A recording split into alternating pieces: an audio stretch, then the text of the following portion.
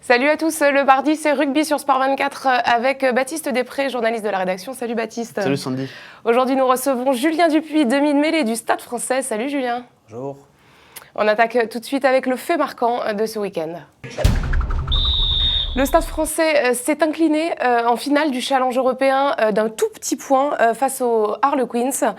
Julien, est-ce que c'est difficile de digérer une telle défaite ? Ouais, c'est plutôt difficile, ouais.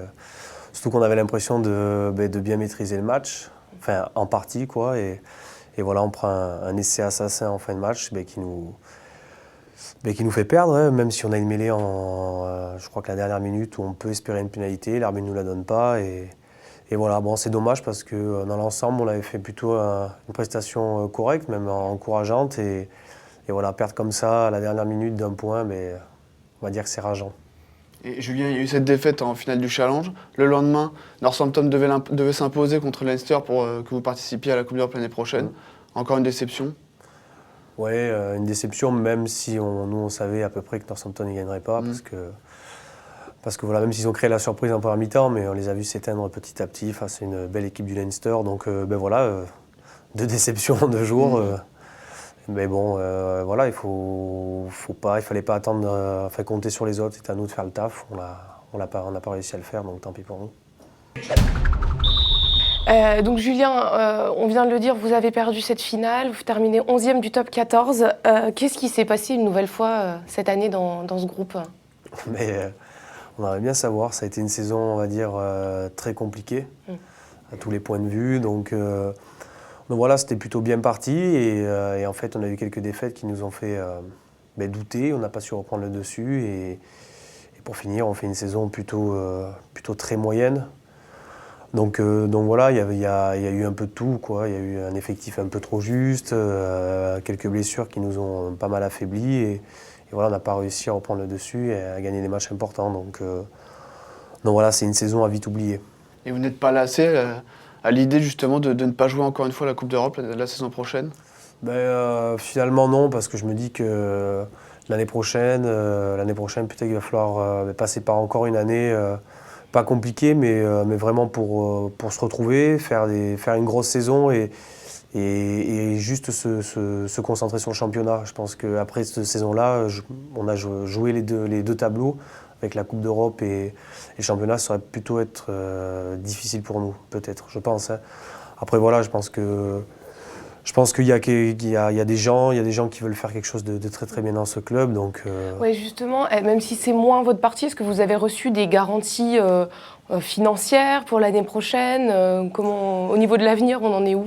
Il y a le président qui est venu nous parler. Donc voilà, je pense qu'on passe encore jeudi devant la commission. À mon avis, tout va être réglé vite. Donc voilà, avec le soutien de Bernard Laporte, on a réussi à récupérer beaucoup d'argent, on va dire. Donc j'espère que ça va nous permettre de préparer la saison prochaine avec sérénité et recruter les joueurs qu'il faut et voilà, d'essayer de redevenir un grand club, quoi. Et vous l'avez rencontré justement Bernard Laporte ou pas du tout, vous les joueurs Pas pour l'instant, je pense qu'ils attendaient la fin du championnat et surtout que tout ça se finalise. Donc je pense on est quelques joueurs on va peut-être le rencontrer dans quelques temps, mais bon, ça va être compliqué puisque c'est les vacances et à mon avis, après une saison comme ça, tous les joueurs ont envie de se reposer et penser à autre chose. Donc on va voir ce qui va se passer dans les prochaines semaines. À titre personnel, Julien, vous ne faites pas partie de la liste des 32 pour la Coupe du Monde de rugby. Ça a été un gros échec pour vous ? Ouais, ça a été un échec parce que c'était quelque chose que c'était un objectif. Après voilà, j'ai eu quelques soucis il y a 1 an et demi, donc voilà. Suspension. Voilà. Donc d'autres joueurs sont passés, ont fait leur taf et voilà, donc pour moi c'est terminé et bon, voilà, je suis pas fataliste, mais bon, je m'y attendais un petit peu aussi, donc voilà, c'est quelque chose qui m'a touché parce que c'est toujours important de faire partie d'un groupe pour une Coupe du Monde. Mais bon, avec la saison qu'on a passée là, avec la saison compliquée du Stade Français, je me dis que voilà, c'est un peu normal. Donc je vais essayer de penser à autre chose et bien me reposer pour attaquer les championnats correctement l'année prochaine. Vous faites partie éventuellement d'une liste cachée ? Je sais pas. Peut-être très C'est une caché, je question. sais pas non plus. Non, Parce non, qu'on sait quand même, toujours qu'il existe une liste un petit peu plus élargie, mais non, vous moi, avez j'ai pas eu d'appel du sélectionneur depuis maintenant très très longtemps, donc voilà, je sais pas. Et vous comprenez ces choix au sélectionneur? Mais je les comprends, j'aurais préféré y être, donc je les comprends. Ça dépend pourquoi. J'ai pas eu de discussion avec le sélectionneur. Bon, c'est comme ça, il y a pas de souci, je suis pas aigri, donc voilà, il y a des choses qui sont compréhensibles et d'autres moins. Là, vous partez en tournée avec les Barbarians en Argentine la semaine prochaine. C'est une maigre consolation? Oui, c'est sûr, c'est une consolation, mais voilà, ça fait toujours plaisir d'être appelé avec les Babas, comme on dit. Donc voilà, ça va être un super challenge. On a 2 matchs importants. J'ai vu qu'il y avait une très belle équipe, donc voilà, ça va nous permettre en même temps de passer à autre chose après ce championnat et cette Coupe d'Europe, et puis voilà, se régaler à jouer 2 bons matchs contre les Argentins. Alors Julien, quel est le joueur le plus chambreur du Stade Français?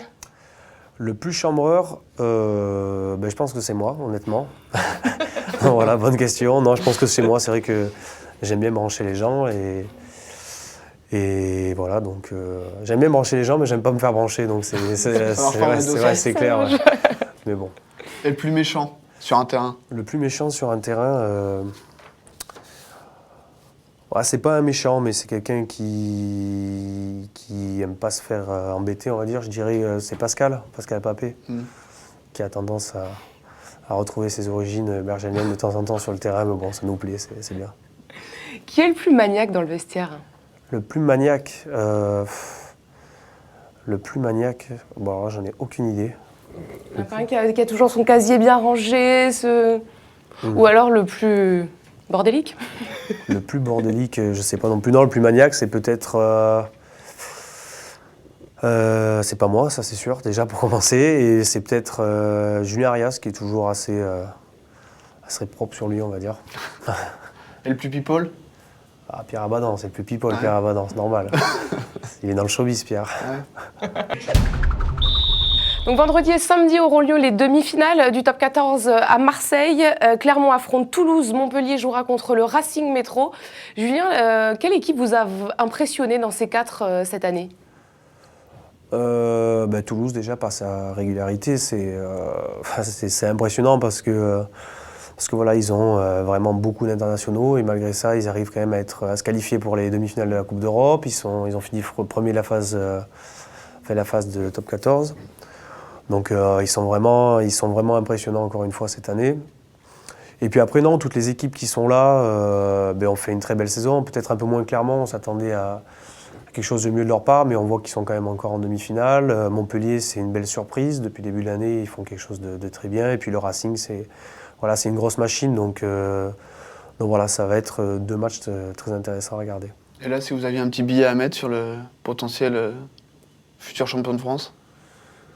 Bon, moi, ça resterait Toulouse.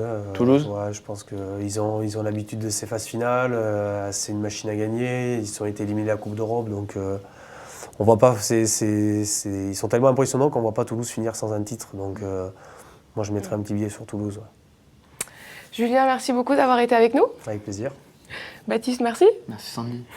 Je vous rappelle que vous pourrez suivre en live sur notre site Clermont-Toulouse vendredi 27 mai à 21h. Montpellier Racing le lendemain, le samedi à partir de 16h25. Bonne journée à tous sur Sport 24.